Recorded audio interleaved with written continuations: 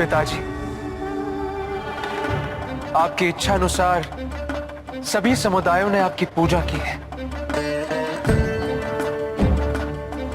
वे सभी आपका निर्णय जानने के लिए अत्यंत उत्सुक हैं। मुझे सभी भक्तों की पूजा विधि स्वीकार्य है, किंतु कोई विधि किसी से श्रेष्ठ नहीं, किसी की भी भक्ति किसी से श्रेष्ठ नहीं।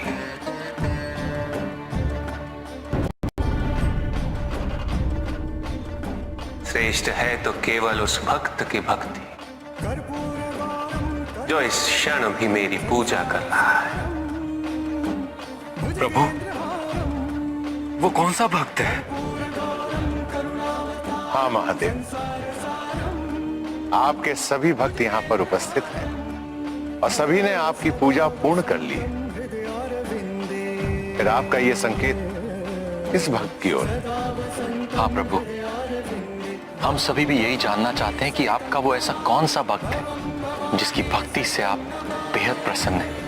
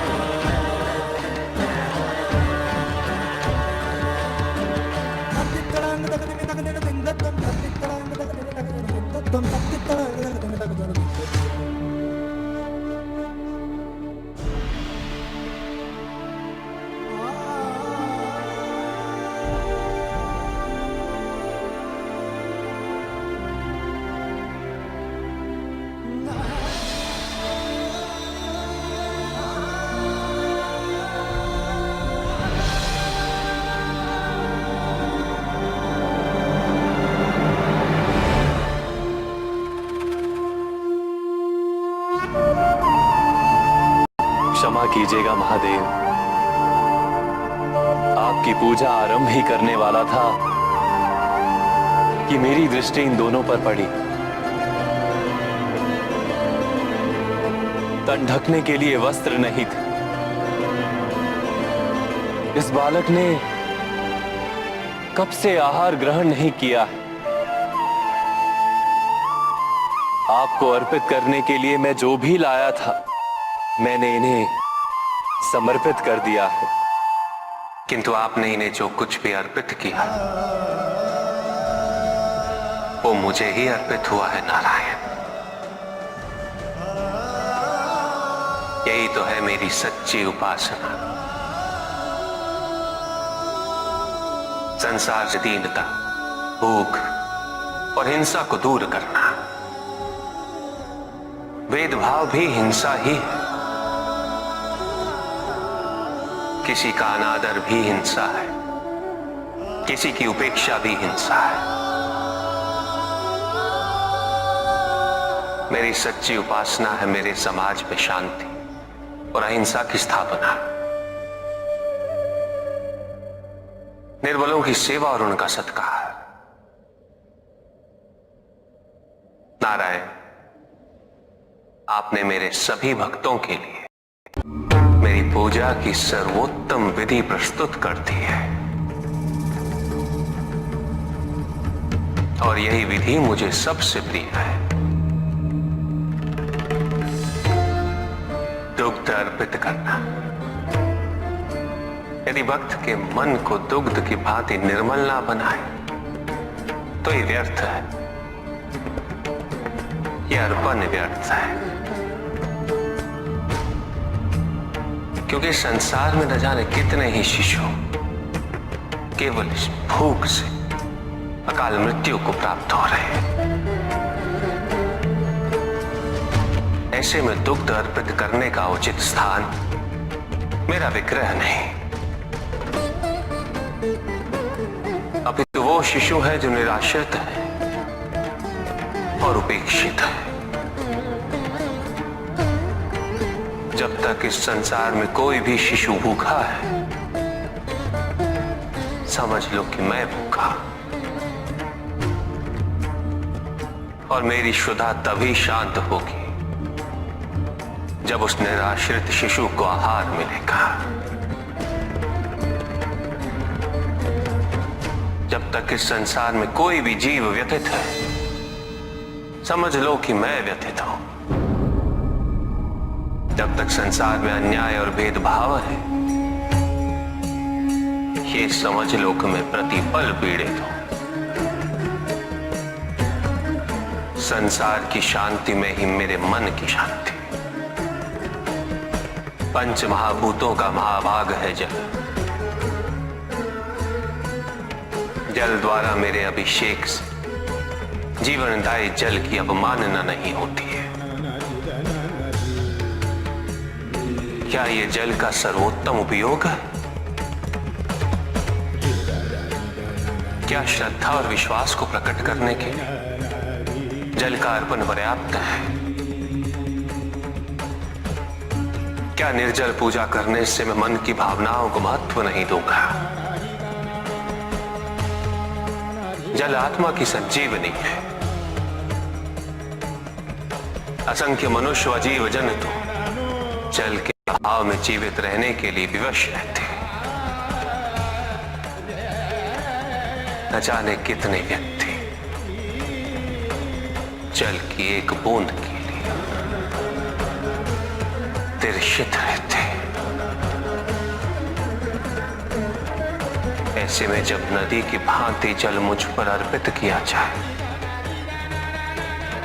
मुझे पीड़ा होती है। जल शरीर का संचालक है। यदि मेरे भक्त इसे जीवन सुरक्षा हेतु अर्पित करेंगे, मैं तब भी मदद हो उठूंगा। बेलपत्र मुझे अति प्रिय है। ये मेरा संताप हरते हैं। धतूरा मुझे प्रिय है। ये मुझे शांति देता है। किंतु यदि संसार शांति का युद्ध क्षेत्र बना रहेगा, मेरे स्वजनों के बीच सदैव महायुद्ध छिड़ा रहेगा, तो मात्र धतूरा और बेलपत्र अर्पित करने से मेरे मन को शांति कैसे मिल जाएगी?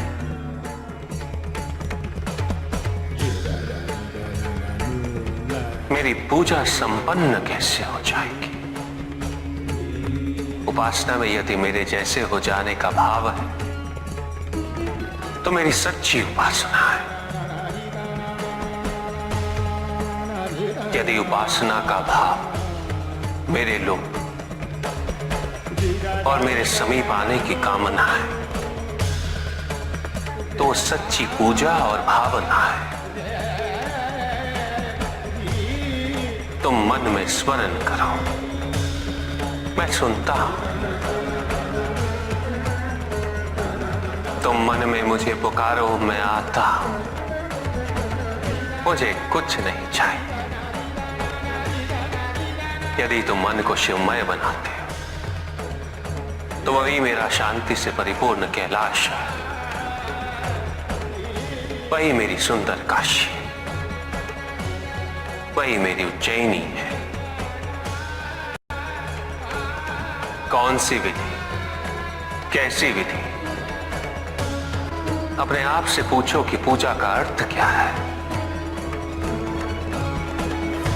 पूजा तो केवल एक माध्यम है मुझ तक पहुंचने का, मुझसे जुड़ने का, मुझसे एक होने का। किंतु जो मुझे ही विभाजित कर दे, वो मुझसे एक कैसे हो सकता है? कैसे जुड़ सकता है मुझसे? जो अपनी भक्ति के मार्ग को औरों के मार्ग से श्रेष्ठ समझे, उसकी पूजा में सदैव अहंकार विद्यमान होगा। पूजा करने के लिए श्रेष्ठता का नहीं, समानता का भाव आवश्यक है।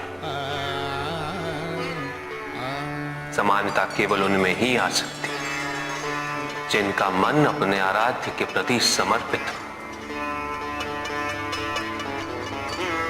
क्या पूजा साधनों पर आश्रित है? सामग्री पर आश्रित है, विधि पे आश्रित है, या भक्त के भाव पर, उनके विचारों पर। यदि पूजा करते समय व्यक्ति को यह स्मरण रहे कि वो कितनी श्रद्धा, कितने समर्पण और कितनी भव्यता से पूजा कर रहा है, तो वो पूजा नहीं। जिस व्यक्ति के मन में ये विचार हो कि उसके पास पूजा के पर्याप्त साधन नहीं, तो पूजा उसकी भी सच्ची नहीं होती। पूजा तो केवल वही सच्ची है जब भक्त के मन में आराध्य के अतिरिक्त कोई विचार ना हो, कोई संकोच ना हो। भक्त को यह अनुभूति हो कि वो अपने आराध्य से पृथक नहीं, उसके आराध्य उससे पृथक नहीं। और जो भक्त ऐसा सोचेगा वो भक्ति के अन्य मार्गों का भी सम्मान करेगा। स्मरण रहे, मुझे पाने के लिए किसी और व्यक्ति को माध्यम बनाने की आवश्यकता नहीं, क्योंकि भक्त मुझे अपने मन की पवित्रता से प्राप्त कर सकता है। यदि भक्त का मन ही निश्चल नहीं, तो किसी और के माध्यम हो जाने से वो कैसे संभव हो जाएगा? और यदि मन पवित्र है, तो फिर माध्यम की आवश्यकता ही क्यों? मेरी प्रार्थना करने के लिए प्रेम पूर्ण हृदय चाहिए, ऐसा हृदय जो जीवन के प्रत्येक क्षण प्रेम पूर्ण रहे। और यह तभी संभव है जब व्यक्ति सबसे पहले अपने आप से प्रेम करना सीखे, अपने आप से जुड़ना सीखे। जब तक व्यक्ति को अपने मन में विद्यमान दिव्यता की पहचान नहीं होती, वो दूसरों में भी उस दिव्यता को नहीं देख सकता।